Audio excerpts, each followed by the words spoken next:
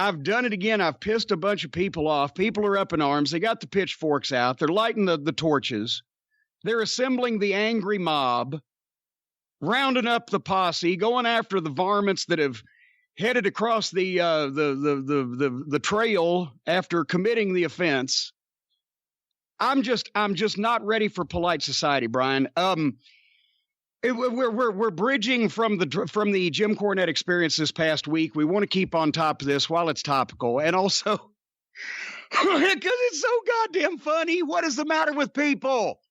Have you all lost your rabbit ass minds, ladies? Well, not you, Cult of Cornette members, but there are some people out there, and we were actually just talking about this, I think, on the same program where they've done it again. Some people out there just cannot get the fucking point or the picture or grasp the information or the statements or the humor in some cases. They do not understand the words that are coming out of my mouth. So this past week, we'll tell you what the fallout is in a second. But this past week, we were talking about the All Elite Wrestling pay-per-view, and it's usually one of the All Elite Wrestling fans that are up in arms over something. The ones that say Cornette lives with hatred and it boils inside him and he's so vitriolic and he just hates and he's so bitter, that they're the ones that flip their fucking shit over anything that is said about their favorite wrestlers, to the likes of which dedication like this used to be reserved for Leif Garrett and Bobby Sherman and David Cassidy and Sean Cassidy and all the little teeny bopper idols, where you would have a picture a poster up on the bedroom wall when you were 14 and a little girl and in grade school or high school. Dedication like that. Or I believe it was Jim Hurd that once told Jim Ross about me when he was trying to split me and the Midnight Express up.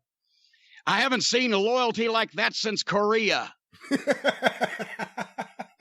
If you say anything about their little company and their little play wrestlers and their little fucking favorites, they go out of their mind, but they also cannot hear and understand what's going on.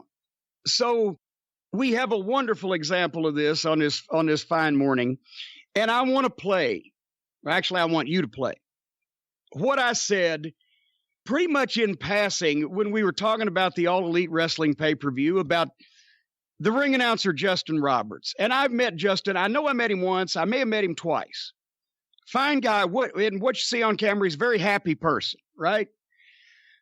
But we didn't have any issues or any bad words or whatever. And there's no heat with Justin Roberts. But I was remarking on Justin Roberts's fucking permagrin, his goddamn perpetual happiness and cheerfulness.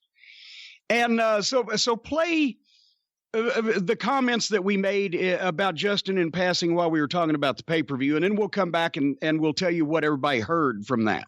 Well, there were actually two different moments where you discussed Justin Roberts, or we discussed Justin Roberts. The first one was in reference to a letter you had received about something we had previously talked about. Yes, barricades around the ring in AEW. So we'll play that one first. Yes. Speaking of, I do have an email. I've got this. I need to read this. We should have saved this for the AEW review, but nevertheless, I'm going to get it out of the way. Funny thing, you mentioned the guardrail last week. You were right. This is Jonah writing. You were right about AEW wrestlers hitting the guardrails too hard. I was there in Charlotte, 4th row from the front on the hard camera side. During the Pac match, one of the wrestlers threw the other into the guardrail, and some kid in the first row got his elbow skinned because he was leaning on it. The elbow wasn't horrible, but an injury is still an injury. After the match, during the commercial break, Justin Roberts came up to console the little guy to no avail. Justin Roberts looks like he ought to be registered somewhere or be around children. Ooh. No, he's so happy. You see a fucking guy dressed up like that with that big smile coming across his face coming towards your kids, run. Anyway, even after the show, the Elite came out and made sure to hook him up with merchandise while they were thanking the crowd. My question to you, how would you respond to a fan getting injured? And there's the first part, Jim. Well, yes, and we went on to answer that question. I think Justin was out of the conversation at that point, but then we went back to the pay-per-view later on in the program. And let's play that. The first thing I wrote, why is Justin Roberts so goddamn cheerful? It's just he's so happy to be there. I put on Twitter, why don't they hire Bruce Buffer? They've got a billionaire's budget. Hire the best guy. There you go. And not Michael Buffer like the last time wrestling was on Turner Networks. The black sheep of the Buffer family. Hire Bruce, the good one that gives a shit, does a good job. I'm sure he's a nice guy. Justin Roberts is just not good as a ring announcer. Well, it just, once again, so much cheerfulness. So much cheerfulness. Anyway. And there it is, Jim. That's the second mention from this past week's show. Okay. I swear to you, if I'm lying and I'm flying and my feet ain't left the ground, the headlines on one or more of these outlaw mud show wrestling news sites within, 12 hours of that program, Jim Cornette brands Justin Roberts a child molester and pedophile. Jim Cornette calls Justin Roberts a...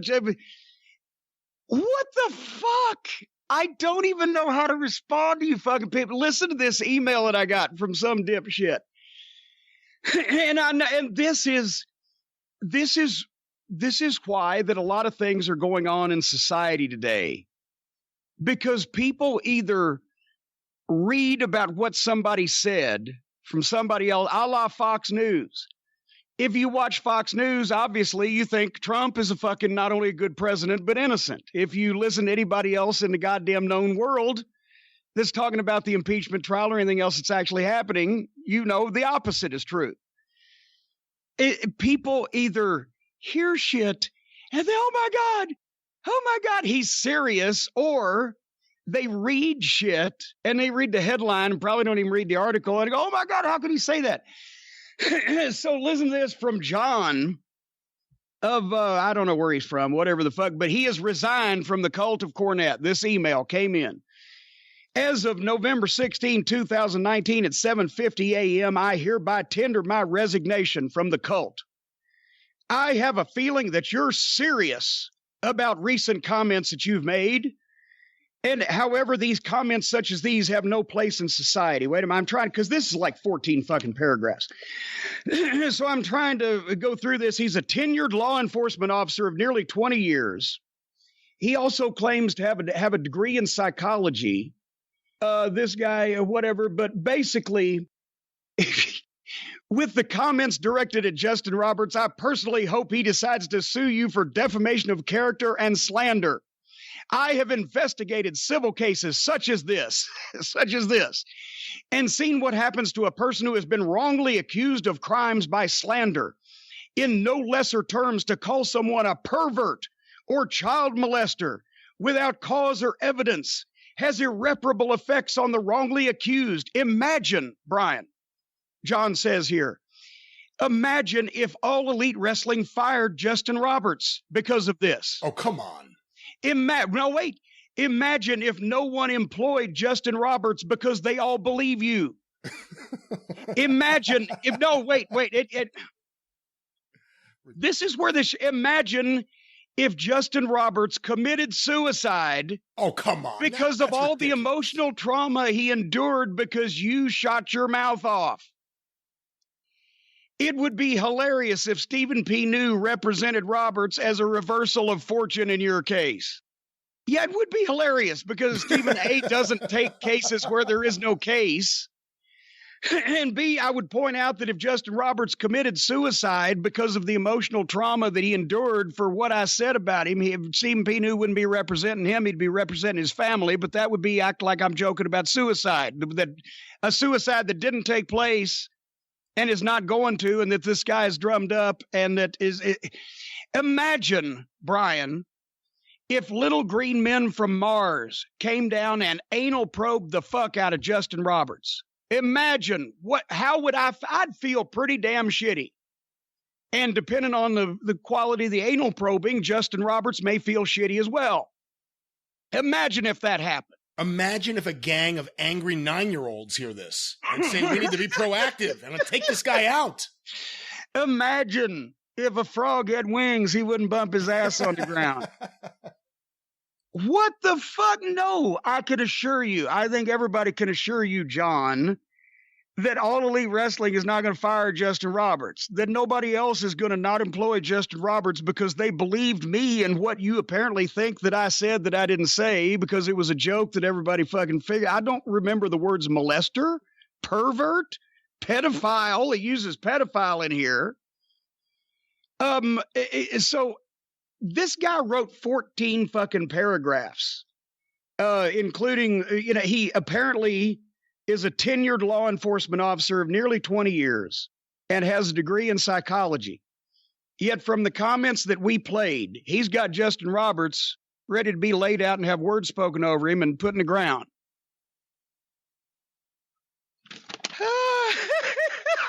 It's crazy. And there's real shit going on in the world. And this is these people. And how can the world, could Jim Cornette be such a horrible person? If I said all the things that people think I said, I'd probably have a lot more money. He's toxic. He's toxic. No, toxic. He should stay away. Don't watch it if you don't like it and say nothing. Let us celebrate and enjoy what we like. And it's funny that all the people who like the show, and by the way, those numbers are growing every day. I don't want to be like you and not humble. You're very not humble, Brian. That's not true. The great Brian Last, but I'm humble. I'm humble and lovable. And I don't like to brag about the millions of people that are listening to us on a constant basis, but apparently let them enjoy what they enjoy. You fucking moron. No, they're on the wrong side. They can't stand it. And, I'll just go off on this little tangent. We'll get back to the program. They can't stand it. You know why they can't stand it? Because I don't give a shit. They can't stand it because the other fucking wrestling personalities who cater to these fucking morons, I'm talking about, and when I say morons, I'm talking about the cosplay wrestlers, the bullshit wrestlers, and the people that think that they're so fucking great and I'm so toxic. Some people lend their credibility to these people because they don't give a shit about the business, or they have no principles, or they want a fucking payoff, or whatever their fucking issue is, and it drives them up the wall because I don't need to do that. And I don't understand why that somebody is so upset that I have principles and that I don't need the work that I don't want because I don't want to be involved with this horse shit. And we're going to talk about a few good things, as a matter of fact, here later on in just a few minutes, about modern wrestling. But yes, while there are good things, and when we speak of them, nobody repeats it because it doesn't fit the fucking story they want to tell. And there's also a bunch of stupid things, and I'm going to talk about stupid things because they offend me. It's the same thing as all the whistleblowers and all the people now in the deep state that are finally being given a chance to come out and tell what they've been enduring under this fucking goof in the White House, because they are offended as career State Department officials and as career security officials and as people who have done this for 20 and 30 and 40 years. They are offended when some dipshit comes in and starts fucking everything up and causes a goddamn international fiasco. Only in their case, it's a difference in whether tens of thousands and millions of people get killed and the world order as it exists today. Important shit. And they are finally getting the opportunity to come out and say, no, this offends me. This should not be allowed to happen. And it's the same thing here, only we're not talking about, thankfully, the world getting blown up. We're just talking about, fuck you. If wrestling has to evolve into a goddamn cosplay scenario where a bunch of fucking jack-offs off the street can come in and do whatever fake, phony shit they want to do because they think it's funny, and a bunch of goddamn video game fucking playing goddamn virgin fucking wannabes who see in these people in the ring themselves because they look exactly alike, want to fucking come into the goddamn wrestling arena and be fans of this kind of wrestling because it's funny and silly and goofy. Fuck you too. I'm standing up for me, and I'm standing up for the people who liked fucking pro wrestling, even if it's not existing anymore, except in certain fucking pockets here and there in some of these programs. We still like it, and we hate to see the shit get spit on, snotted on, kicked on, have lollipops fucking pulled out of people's asses and shoved in the collective wrestling business's mouth. No, dick boy, wrestling is not a fucking community. And a community and a family. What wrestling is for you is because you were so, by the way, that's what he tweeted. What wrestling is for you, dick boy, because you're so untalented at doing it the right way, is a chance to come into a business, make a fucking mockery out of it, bring a bunch of people to a building that want to see you pull shit out of your fucking ass and stick it in somebody else's mouth. And you capitalize on that to your fucking financial benefit and to the rest of the business's reputation. You don't give a shit because it's all you can do, and you take advantage of these weak-minded people and take their fucking money. You're the one that doesn't give a shit about anybody, and you're as disingenuous as can be. You're just doing this to make a fucking living. Whereas I've done this and made a fucking living by doing it the right way, to the point now where I don't have to fucking come groveling to people and ask for a job in a fucking bar getting flipped by somebody's dick. And they can't stand it. And he don't want to change. He don't want to get with the modern times. It's passed him by. Well, I'll tell you what, if goddamn blowing a goat on Broadway suddenly became the goddamn in thing for everybody to do, I believe I'd pass on that too. So I'm going to stand up for what I believe in the wrestling business, which includes calling out these goddamn goofs when they do a bunch of silly shit that makes us all look like fucking morons. I don't need your money. I don't want your fucking attention. And you can't fucking stand it. They're the ones getting to be stars off me because people actually know who the fuck I am. So maybe I should back up and not spread the word about them. But since I have this platform, Brian, every once in a while, I just like to let these fuckers know what I think of them.